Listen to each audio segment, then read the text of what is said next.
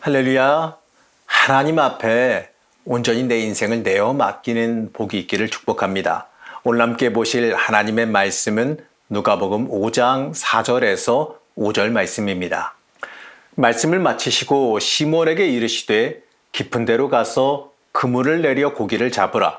시몬이 대답하여 이르되 선생님, 우리들이 밤이 새도록 수고하였으되 잡은 것이 없지만은 말씀에 의지하여 내가 그물을 내리리이다 하고, 하나님의 계획과 역사가 이 모든 성도님들에게 함께 하시기를 축복합니다. 잘 알려진 복음성가 중에 이 전능하신 나의 주 하나님은 이라는 찬양이 있습니다. 이 찬양의 가사 내용을 곡조 없이 읽어보게 되면요, 이 찬양으로 부를 때보다 더 큰 은혜가 담겨 있는 것을 보게 됩니다. 이 찬양 가사의 내용은 오늘 함께 읽은 말씀의 내용을 담고 있습니다. 이 찬양 가사 중에요, 제가 가장 하이라이트로 생각하는 부분은 후렴구입니다. 깊은 곳에 금을 던져 오늘 그가 놀라운 일을 이루시는 것 보라. 주의 말씀 의지하여 믿음으로 금을 던져 믿는 자에게 능치 못함 없네. 바로 이 부분입니다. 저는 때때로 이 찬양을 듣게 되면서요, 오늘 함께 읽은 누가복음 5장의 내용이 떠오릅니다. 예수님께서 베드로를 갈릴리 바닷가에서 부르시는 장면이지요. 저는 이 말씀을 보면서요, 많은 은혜와 도전을 받습니다. 예수님께서 밤새 헛손질한 그 베드로를 찾아오셔서 그를 부르시는 특별한 모습과 또 거기에 응답하는 베드로의 모습은요, 우리에게 굉장히 특별한 도전과 소망으로 다가오게 됩니다. 오늘 함께 읽은 이 말씀의 배경은 예수님께서 베드로를 게네사렛 호숫가에서 부르시는 장면입니다. 여기서 나오는 이 게네사렛 호숫가는요, 일반적으로 갈릴리 바다라고 불리는 곳이지요. 이곳의 명칭을 성경에서 히브리식, 헬라식, 로마식 여러 가지 표현으로 부르고 있는 것에 불과합니다. 요한복음에 나타나는 디베랴 바다도 이 게네사렛 호수의 로마식 이름이지요. 이 게네사렛 호수, 이 갈릴리 바다는 길이가 21km, 폭이 13km라서 굉장히 큰 호수입니다. 이 갈릴리 바다, 이 게네사렛 호숫가 지역은 예수님 초기 사역의 대표적 중심지입니다. 어쨌든 간에요, 오늘 말씀의 시작은 이 바닷가에 어부들이 그물을 정리하고 있는 모습에서 시작됩니다. 이들은 밤이 새도록 물고기를 잡기 위해 노력했으나 안타깝게도 아무것도 잡지 못하고 다음날 조업을 위해서 그물을 손질하고 있었습니다. 당장 잡은 것은 없을지라도 이 그물 자체가 생계의 도구이고 큰 재산이기 때문에 손질하고 있는 거지요. 당시 그 지역의 어부들의 일과를 보게 되면 밤에 물고기를 잡고 새벽 5시쯤 들어옵니다. 이 그물 정리에 약 2시간 가까이 걸린 것을 감안하게 되면 예수께서 무리를 이끌고 그들에게 가신 시각은 아마도 아침 7시쯤 됐을 겁니다. 그 이른 아침 시간에 엄청난 무리가 몰려와서 바닷가를 점령했습니다. 바로 이 예수님의 말씀을 듣기 위해서지요. 무리가 너무 많아서 이 뒤로 밀려서 물에 빠질까 위협이 되기도 했고, 이 바닷바람에 목소리를 실어서 멀리 보내기 위해서 예수님은 베드로의 배에 올라 조금 육지에서 떨어지게 하셨습니다. 그런데 입장 바꿔봅시다. 베드로의 입장에서 보게 되면 이건 되게 귀찮은 일이지요. 어제 밤새 수고했으나 거둔 게 없습니다. 당시 어부는요, 하루 벌어 하루 먹는 계층의 사람들이었습니다. 그러다 보니까 이 빈 그물을 정리하면서 굉장히 허탈한 마음이 그에게 들었을 거예요. 오늘하루 공쳤지 않습니까? 그런데 갑자기 웬 사람이 와서 배를 쓰자 그래요. 귀찮은 일이지요. 하지만 우선은 그대로 따라 행했습니다. 아마도 엄청난 무리가 몰려와서 말씀을 드리려는 그 모습을 보니까 뭔가 좀 대단해 보이기도 했을 거고, 아니면 이 소문에 메시아가 오셔서 활동한다고 들었는데 이분이 혹시 그분인가 싶었을 수도 있을 겁니다. 어쨌든 간에 예수님이 말씀을 가르치시러 앉으신 배는요, 베드로의 배였습니다. 원하던 원하지 않던 간에 이제 베드로는요, 예수님이 전하시는 복음을 가까이서 듣게 됩니다. 예수님께서 여기서 어떤 것을 가르치셨는지 안타깝지만 이건 알 수가 없습니다. 하지만요, 우리가 하나 알 수 있는 것은 그 말씀을 들은 베드로가 송두리째 변화되었다는 사실이지요. 예수께서 말씀을 마치시고 시몬에게 베드로에게 말씀하십니다. 누가복음 5장 4절 말씀입니다. 예수께서 말씀을 그치시고 시몬에게 말씀하셨다.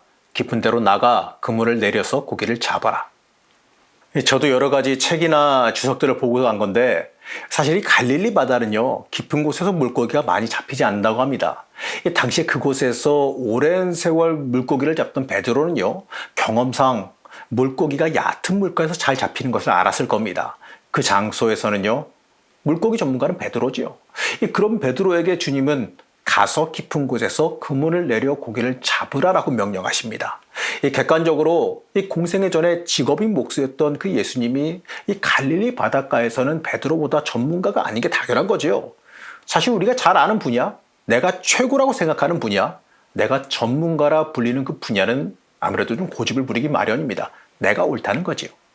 그런데 베드로는요, 예수님 앞에서 내가 전문가인데 너 무슨 소리를 하느냐, 이런 식으로 고집을 피우지 않았어요. 사실 이 성경에서 나오는 베드로의 성품은 굉장히 다혈질적인 성품이 많이 보이지 않습니까? 물론 무책임한 다혈질이라기보다는 자기가 한 일을 잘 수습하는 모습을 보이긴 하지만 어쨌든 간에 다혈질적인 성품을 지닌 건 사실이에요. 이러한 이 다혈질적인 사람은 자신이 전문가로 여겨지는 분야, 자신 있는 분야, 여기에 누가 참견하는 것을 굉장히 싫어합니다. 우리가 사회적으로 기술을 지닌 분들을 만나봐도요, 이러한 특징을 쉽게 발견하게 되지요. 그러나 베드로는요, 이러한 상황에서 이렇게 말해요. 누가복음 5장 5절 말씀입니다. 시몬이 대답하였다. 선생님, 우리가 밤새도록 애를 썼으나 아무것도 잡지 못했습니다. 그러나 선생님의 말씀을 따라 그물을 내리겠습니다. 이 말씀은 베드로가 예수님 옆에서 들은 말씀, 바로 그 가르침에 변화된 것을 보여주는 겁니다. 이처럼요, 말씀 청종의 능력은 우리를 변화시키는 데 있습니다. 내 인간적인 생각과 고집, 아집을 꺾고 주님 앞에 순종하며 따르는 마음을 가지게 만들어줍니다. 그렇기 때문에 우리는 하나님의 말씀을 청종해야 돼요. 이 주님의 말씀은요, 나를 변화시키는 능력, 나를 새롭게 만드는 힘이 있습니다.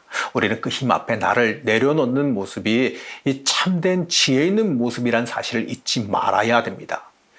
사실 예수님께서 베드로에게 명령하신 기준은요, 일반적인 기준으로는 틀렸을 거예요. 그렇기 때문에 이 베드로는 밤새 못 잡았지만 말씀에 의지해서 내린다라는 말을 구태여 한 겁니다. 하지만 베드로가 모르는 것이 하나 있었는데요. 그날의 상황은 일반적이지 않았지요. 평소에는 한적한 바다가 맞습니다. 사람이 북적거려봤자 그리 많지 않았을 거예요. 하지만 그 상황은 다르죠. 예수님의 말씀을 듣기 위해서 엄청난 무리가 몰려왔을 겁니다. 그 많은 사람들이 몰려오니까요, 발소리와 소란스러움을 인해서 얕은 물가에 있던 물고기들이 그 진동이나 이런 것 때문에 놀랐을 거예요. 사람에 놀라고 굉장히 두려워서 평소와 다르게 자극받아서 좀 깊은 곳으로 도망쳤을 가능성이 있습니다. 베드로는 물고기 잡는 법과 평균치는 알았겠지만 물고기의 이러한 상태를 몰랐을 겁니다. 하지만요, 이 모든 것을 아시는 예수님은 얕은 물가에 있던 그 물고기가 사람들을 두려워하여 깊은 곳으로 도망한 것까지도 아신 거죠. 그렇기 때문에 물고기 잡는 전문가 베드로에게 훈수를 두실 수 있는 겁니다. 이때 베드로가 순종하여 따르니 놀라운 역사가 나타났습니다. 사실 여러분, 우리가 전문가라 자처하더라도요, 모든 것을 다 아는 건 아니죠. 좀 더 많이 아는 것뿐이지 다른 사람보다 조금 더 안다는 것이지 절대적인 건 아닙니다. 그렇기 때문에 우리는요, 내 자신을 확신하기보다 나보다 위에 계시는 하나님 앞에 겸손할 수 있어야 됩니다. 이제 그물을 내리자 놀랍게도요, 잡힌 고기가 심이 많아 그물이 찢어지기 시작했습니다. 그래서 베드로는 다른 동료들을 불러 두 배의 물고기를 배가 잠기도록 가득 채웠습니다. 이건요, 놀라운 순종의 능력입니다. 사람의 계획대로 되는 것이 아니라 하나님의 인도하심대로 되는 것을 우리는 믿어야 됩니다. 잠언 16장 9절에서 이렇게 말씀합니다. 사람이 마음으로 자기의 앞길을 계획하지만 그 발걸음을 인도하시는 분은 주님이시다. 맞습니다, 여러분. 하나님은 우리의 계획, 자연 환경 모든 걸 다 초월하십니다. 사람의 기준으로는 안 된다, 어렵다 할 수 있어요. 하지만 하나님이 하시면 모든 것을 넘어서시지요. 우리의 인생을 살면서요, 자신의 인생을 한정하거나 규정할 때가 종종 있지요. 나는 이런 사람이다. 나는 이 정도다. 이 일은 이렇게 될 거다. 이건 이렇게 진행돼야 돼. 이건 이렇게밖에 진행할 수밖에 없어. 일반적으로요, 세상적으로 그 말이 맞을지도 몰라요. 하지만 하나님의 인도하심은 달라요. 내 인생의 계획, 내가 세우지요. 내가 세우지만 되도록 이루시는 건 하나님이세요. 이 말씀을 기억하시기 바랍니다. 잠언 16장 3절 말씀입니다. 내가 하는 일을 주님께 맡기면 계획하는 일이 이루어질 것이다. 하나님께서 하셔야지만 된다는 것, 이게 믿음이고 변화된 모습입니다. 이게 거듭난 사람의 전형적인 모습입니다. 믿는 사람들은 세례를 받지요. 그러면 세례 받는다는 게 뭘까요? 간단하고 단순하게만 말한다면 자기 고백이에요. 내 인생 지금부터 내가 주인 되어 살아가는 삶이 아니라 하나님이 주인 되는 삶을 살겠다라고 자기 고백이자 선언을 하는 겁니다. 이거는 신앙의 가장 기초적인 시작이에요. 베드로가 말씀에 의지하여 따르겠다라고 한 이 고백은 주님의 말씀대로 따라 살겠다라고 하는 고백, 그것이자 자신의 고집과 계획, 능력에서 오는 고정관념까지도 다 버리겠다는 뜻입니다. 그가 그렇게 순종했을 때에 놀라운 기적이 일어납니다. 그물이 찢어질 정도는 사실 엄청난 수확이지요. 일반적으로 그물을 만들 때 평소에 잡히는 양 정도는 충분히 잡을 수 있는 수준의 강도로 만들어졌을 것이고, 또 그런 강도의 그물을 사용하고 있었을 거 아니겠습니까? 매번마다 견디지 못하고 찢어진다면 곤란하겠지요. 그러나 여기서는 그물이 버티지 못하고 찢어지고 있었다고 말합니다. 그물이 감당하지 못했기 때문이에요. 이것은요, 그 당시 기준에서 행해지는 만선의 기준까지도 넘어서는 일이에요. 아마도 제 생각에는 이렇게 많이 잡히는 것을 평생 업을 해왔던 베드로도 잘 보지 못했으리라 생각합니다. 오늘 보면 9절 말씀에 보게 되면 모든 사람이 놀랐다라고 말해요. 이곳에 모인 많은 무리 중에 이 지역 사람들도 있을 것이고 이곳에서 오래 산 사람들도 있었을 거예요. 그들이 보기에도요, 엄청난 일이 일어난 거죠. 여기서 우리가 잊지 말아야 되는 부분은 주님이 하시면, 주께서 개입하시면 내 모든 것을 다 초월하십니다. 이게 신앙의 중요한 법칙이에요. 바로 이것을 믿는 것이 믿음입니다. 안 될 것 같다, 이러한 생각은요, 내 생각이고 내 기준이죠. 세상의 기준입니다. 하나님께서 하신다 하시면, 하나님께서 하라 하시면 되는 거예요. 그 믿음이 우리에게 있어야 됩니다. 세상의 기준으로 살아갈 것이 아니라 하나님이 주시는 기준, 인도하심, 명령하심에 따라 살아가는 주의 자녀들이 우린 돼야 됩니다. 그리고 우리가 놓치지 말아야 하는 것은요, 베드로의 배가 비어 있었기 때문에 주님께서 오르실 수 있었다는 거예요. 만약에 그 배가 그날 만선이었다면, 그 시간엔 한참 물고기를 선별 중이었을 테니까 배를 띄워 예수님을 모실 수가 없었겠지요. 비어 있었던 것은요, 당시에 그날의 인간적으로 그날의 베드로에게는 불행이자 큰 어려움 맞습니다. 하지만 종합적으로 멀리 보게 되면 그로 인해서 예수님이 그에게 오셨고 놀라운 기적과 복도 체험하게 되는 거 아니었겠습니까? 우리의 삶 속에서 밤이 새도록 수고했으나 아무것도 건지지 못한 상태가 오를지라도요, 힘들고 어려움이 있는 상태가 내 인생에 다가올지라도요, 좌절하지 말아야 됩니다. 그때가 주님이 역사하시기 좋은 때가 되어졌다라는 사실을 바라봐야 됩니다.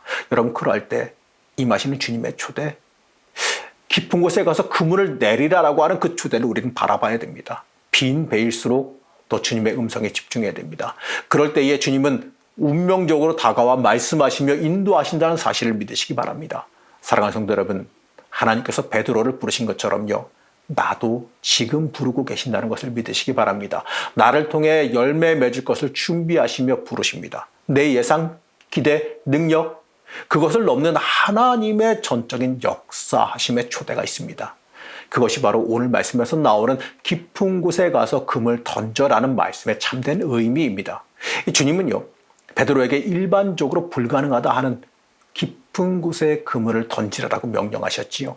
베드로가 그 명령에 순종하자 놀라운 복이 그에게 임했습니다. 내 인생의 깊은 곳. 여러분, 내 인생의 깊은 곳이 있다면 거기가 어디입니까? 깊은 곳, 그곳에 던지라 하실지라도 그 불가능하다 생각되는 곳에 주님께서 던져라, 금을 던져라 하실지라도 우리는 말씀에 의지하며 던질 수 있어야 됩니다. 사랑하는 성도 여러분, 물고기가 없다 생각되어지고 일반적으로 행하지 않는 곳으로 인도하시고 명령하실지라도 하나님 앞에 순종할 수 있는 준비가 여러분들은 되어 있으십니까? 하나님이 이끄시는 그 길, 내 생각에는 이해가 되지 아니하고 내 지식으로는 이해가 되지 아니하더라도 주께서 가라 하시면 갈 수 있는 준비가 여러분들 되어 있으십니까? 주님께서 이렇게 부르시면요, 나를 복의 자리로 부르시는 초대로 받아들이시기 바랍니다. 오늘 말씀 읽으면서 우리가 더 중요하게 주목해야 되는 것이 있는데, 그것은 만선을 거둔 뒤에 베드로의 고백입니다. 일반적으로 이러한 복을 받게 되면요, 교만해지거나 물질에 눈이 쏠리게 되겠지요. 하나님께서 복 주셨으니 감사하고 누리자, 이게 일반적인 반응일 겁니다. 받은 것에 현혹되어서 물질을 주신 주님을, 본질을 잃어버리는 경우까지도 발생해요. 물론 주어진 물질에 기뻐하면서 만족할 수도 있겠지요. 베드로도 이러한 놀라운 수확을 거두고 나서 주님 감사합니다. 배장간 움직인 건데 잠깐 태우고 주님 태우고 잠깐 움직인 건데 이러한 엄청난 뱃삭을 챙겨주시니 감사합니다.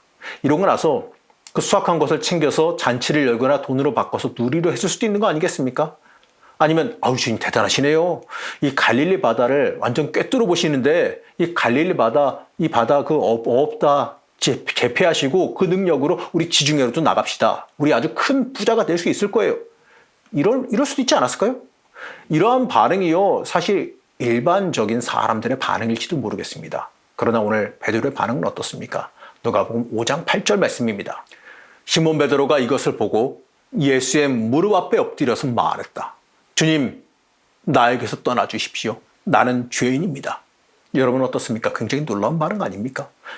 갑자기 예수님의 앞에 엎드려서 이렇게 말합니다.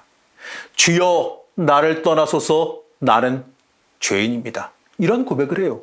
사실 베드로는 아마도 예수에 대한 소문을 듣긴 들었을 거예요. 아, 이 사람이 소문 속의 그 예수구나. 이 사람이 그 메시아라고도 불리우는 그 사람이구나. 그러나 그가 직접 체험하게 되니까요. 소문 속의 그 사람이었던 예수가 이제는 나의 주인이시오, 나의 메시아로 다가온 겁니다. 그가 이제 하나님을 만났지요. 그러니까 죽을까 하여 자신은 죄인이라 감히 그 앞에 못 있겠다라는 고백이에요. 이 주님 만났을 때 인간적인 복을 구하지 않고 자신을 죄인이라고 먼저 고백했습니다. 여러분 이 고백은 놀라운 고백이에요. 이 부름의 순간부터 역시 수제자라 부를 만하지요. 하나님 앞에 여러분 우리 모두 다 죄인입니다. 이걸 잊지 마시기 바랍니다. 내 능력, 내 힘으로 할 수 있는 것이 없다라는 고백. 나는 죄인이기 때문에 주님의 은혜 아니면 살아갈 수 없다는 그 고백. 여러분 그 고백이 우리의 삶에 절대적으로 필요합니다. 베드로는 오늘 말씀에서 주님을 처음 배웠을 때 부르는 명칭을 선생님이라고 불렀습니다. 이 명칭은 이 에피스타타라고 하는 말인데 바로 인생의 선배님, 어르신 이 정도 되는 뜻이에요. 베드로가 당시에 20세가 조금 넘었을 거라고들 말하는데 그 시기에 이스라엘 여자들이 한 16세 정도쯤에 출산했다는 것을 한번 비춰보게 되면 이 베드로와 예수님은요 한 10살 가까이 차이가 나니까 이 당시의 기준으로는 부모나 아니면 삼촌 이 정도에 가까울 정도로 많은 차이지요. 그러니까요 일반적인 존경받는 어른을 대할 때 반응 정도쯤으로 보면 됩니다. 그러나 예수님의 말씀을 듣고 이적 체험을 한 이후에 그 고백은 어떻게 바뀐지 아십니까? 원문에서는요 큐리오스라고 말합니다. 바로 주인님, 바로 주여라는 고백입니다. 내 주인이시여 메시아시여 바로 하나님이십니다의 고백을 하게 되는 겁니다. 우리도 예수 믿고 구원받은 사람들이지요. 여러분 예수 믿고 구원받으셨죠? 예수님 만난 사람들 맞죠? 그렇기 때문에 예수님을 향한 우리의 고백이 내 인생의 모든 것을 주관하시고 인도하시는 주님이십니다라는 고백으로 변화돼야 되는 겁니다. 이 고백을 우리가 해야 돼요. 우리는 복받고 변질된 신앙을 가질 게 아니라 복받고 물질의 눈이 어두워지는 신앙이 아니라 복을 받으면 받을수록 본질인 주님의 은혜를 바라보고 주께 더 가까이 다가가며 주님께 매달리는 주께 쓰임받기를 원하며 매달리는 자들이 돼야 됩니다. 오늘 말씀에서 베드로가 그랬지요. 이 주어진 놀라운 물질 앞에 눈이 어두워지는 것이 아니라 그것을 행하신 주님에게 집중했습니다. 그리고 주님 앞에 자신이 죄임을 깨닫고 고백했지요. 원래 이 더러운 것은요 밝은 대로 나가야 더 잘 알 수 있는 겁니다. 우리가 빛이신 주님께 가까이 나아가게 되면 우리가 알게 되는 사실이 하나 있는데 내가 죄인이란 사실입니다. 이 베드로는 이 물질 속에서도 주님을 바라보는 눈을 지녔어요. 이것을 우리가 부러워해야지요. 그리고 나도 좀 그러한 눈이 있기를, 물질에 눈이 멀지 않고 주님 바라보시는 눈이 있기를 소망해야 됩니다. 우리 주님께서는 우리를 틀림없이 인도하십니다. 그리고 나를 복되게 이끌어 가십니다. 중요한 건요, 우리가 물질의 보기에 이 눈이 어두워지지 않고 본질인 주님을 바라보는 겁니다. 사랑하는 성도 여러분, 이것이 예배예요. 하나님의 지극히 거룩하시고 위대하심에 놀라 자복하는 그 순간이 예배의 시작입니다. 우리는 우리의 삶 속에서 주님의 위대하심을 고백해야 되고 주님이 나의 주인 되심을 고백해야 됩니다. 이렇게 죄인임을 고백하는 베드로에게 주님은 말씀하십니다. 무서워하지 말라. 바로 무서워하지 말라. 너는 너의 죄로 인해 죽지 않을 것이다. 너의 죄는 내가 사해 줄 것이다. 내가 대신하여 짊어질 것이다. 이것을 압축하여 말씀하십니다. 그리고 베드로에게 사명을 주시지요. 이제부터 너는 사람을 낚을 것이다. 한마디로 사람 낚는 어부가 될 거다라고 한 사명입니다. 복음 전파자, 복음 사명자가 되라 명령하십니다. 이 주님께서는요, 베드로처럼 물질 앞에서도 주님에게 온전히 집중하는 사람에게 사명을 주십니다. 이 세상에 현혹되는 사람이 아니라 이 주님께 집중하고 주님이 아니시면 나는 아무것도 할 수 없다라는 인간의 전적인 무능을 고백하는 사람, 바로 내가 죽어야 예수가 산다는 그 역설적 진리를 고백할 수 있는 사람, 내가 아니라 주님이 하신다는 이러한 믿음의 고백을 하는 사람을 들어 사용하십니다. 오늘 본 말씀은요, 예수님의 놀라운 말씀과 이적을 체험한 어부들의 반응을 다룹니다. 누가복음 5장 11절 말씀입니다. 그들은 배를 물에 댄 뒤에 모든 것을 버려두고 예수를 따라갔다. 이들의 즉각적인 믿음을 우리는 본받아야 됩니다. 이들은 처음 겪어보는 엄청난 만선도 눈에 전혀 들어오지 않았어요. 만선으로 인해 주어진 그 물질적인 풍족함도 바라보지 않았습니다. 더 귀한 주님을 바라봤습니다. 우리는 이 세상 무엇보다도 가장 귀한 것을 발견한 사람들의 믿음을 닮아가야 돼요. 이것은요, 여러분, 가정까지 버리고 교회에 매달려라 이런 극단적인 말은 절대 아니에요. 이 주님 앞에서 주님 뜻대로 과감히 움직일 수 있는 행동력을 가지라는 뜻입니다. 야고보서 2장 17절 말씀을 보게 되면 이렇게 말씀합니다. 이와 같이 믿음에 행함이 따르지 않으면 그 자체만으로는 죽은 것입니다. 사랑하는 성도 여러분, 믿음은 행할 때 내 것이 됩니다. 믿음은 믿고 행할 때 내 것이 되어집니다. 행하지 않으면 내게 되어지지 않아요. 지금 저희 집에 이제 청년들이 됐지만, 이제 저보다도 키가 큰 청년들이 됐지만, 제 아들들이 아주 어릴 때의 이야기예요. 두 아들에게 똑같이 먹을 걸 줬습니다. 한 명은 바로 먹었고, 다른 한 명은 아까운지 좀 잘 놔뒀어요. 나중에 먹는다고. 근데 자기 것을 먹은 놈이 잘 놔둔 형의 것을 갖다가 낼름 먹어버렸습니다. 이제 난리가 났죠. 왜 내 걸 먹었냐고. 근데 난리를 쳐봐자 무슨 소용일까요? 이미 먹은 놈 뱃속에 들어갔는데, 이 먹은 건 먹은 거죠. 먹은 건 먹은 놈 겁니다. 내 것이라 우겨도 이미 먹은 사람의 영양분이 될 겁니다. 그럼 믿음도 이와 같아요. 행해야 내게 되죠. 지식으로 잘 놔두고 나중에 잘 내가 행해야지 내게 안 돼요. 행해서 내 영혼의 양식으로 삼아야 내게 됩니다. 틀림없이 우리에게 하나님의 예비하신 계획과 복이 있습니다. 그렇다면요, 우리는 그 앞에 어떻게 해야 될까요? 말씀대로 따라가며 그 계획의 주인공이 되겠습니까? 아니면 다른 사람들이 하나님의 예비하신 계획을 따라가며 복받는 삶을 사는 것을 구경하는 구경꾼이 되시겠습니까? 나에게 이러한 좋은 말씀을 주시다니 감사합니다 하면서 흐뭇하게 구경만 하는 사람이 되겠습니까? 아니면 주어진 말씀이 어렵고 힘들더라도 행하려고 발버둥 치는 사람이 되겠습니까? 주신 것을 붙잡고 그것을 이루기 위해 열심히 기도하며 겸손한 믿음으로 노력하는 사람을 하나님께서 도우셔서 이루어 주신다는 것, 지켜주신다는 것을 믿으시기 바랍니다. 하나님은 틀림없이 역사하세요. 이 베드로처럼 따라가시길 바랍니다. 순종하시길 바랍니다. 고백하시기를 바랍니다. 말씀 앞에 나와서 변화되기를 소망하시기 바랍니다. 사랑하는 성도 여러분, 주님께서 우리에게 명령하십니다. 내 인생의 깊은 데로 가서 그물을 던져라. 어렵고 힘든 자리에서 명령하실지라도, 내 생각과 다르게 인도하실지라도 인도하시는 대로, 시키시는 대로 행하시길 바랍니다. 내 인생을 가장 잘 아시는 분은 하나님이십니다. 그 하나님께서 나를 인도하시고 명령하세요. 나를 가장 사랑하시고 가장 잘 아시는 분이 나를 인도하십니다. 하나님 앞에서 고집은 버리시기 바라요. 하나님 앞에서는 묻지도 따지지도 않고 순종하면 여러분 복된 삶을 살게 된다는 사실을 믿으시기 바랍니다. 우리의 삶 속에서 주께서 깊은 데로 가서 그물을 던져 고기를 잡으라라고 명하시면 주님의 말씀 붙잡고 따라가서 던지시기 바랍니다. 온전히 하나님 앞에 내어 맡기며 하나님의 역사와 일하심을 경험하는 주의 자녀가 되시기를 시간 간절히 축복합니다.